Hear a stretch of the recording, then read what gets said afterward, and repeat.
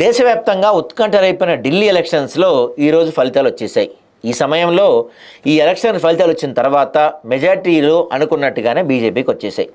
అయితే BJP bumper victory సాధించేసింది. Kejriwal కూడా ఓడిపోయాడు, అందరికీ తెలిసిన విషయమే. ఇక్కడ న్యూఢిల్లీ అయితే అసెంబ్లీ స్థానంలో ఎమ్మెల్యేగా కూడా కేజ్రీవాల్ ఓడిపోయాడు. ఘోరంగా ఓడిపోయాడు. దాదాపు 4,000 ఓట్ల తేడాతో తన సమీప అభ్యర్థి సాహిబ్ సింగ్ వర్మ ఈయన ముందంజలో ఉన్నాడు. ఫైనల్గా కేజ్రీవాల్ అయితే ఓడిపోయాడు. అయితే ఇప్పుడే అన్నా హజారే బయటకు వచ్చారు. అవును, ఢిల్లీ అసెంబ్లీ ఎన్నికల ఫలితాలు అధికార ఆప్కు వ్యతిరేకంగా వచ్చాయి. ఇప్పటికే కమలం పార్టీ అక్కడ ప్రభుత్వం స్థాపించేసింది, భారీ లీడ్ కూడా తెచ్చేసుకుంది. ఈ క్రమంలో ప్రముఖ సామాజిక కార్యకర్త కేజ్రీవాల్ గురువు కేజ్రీవాల్ అన్నా హజారే మాట్లాడారు.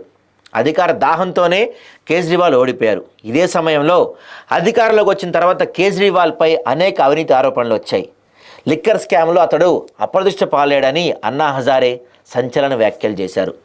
ఆప్ సర్కార్ అధికారాన్ని దుర్వినియోగం చేసిందని, అందువల్లే కేజ్రీవాల్ను ప్రజలు ఓడించారని స్పష్టం చేశారు.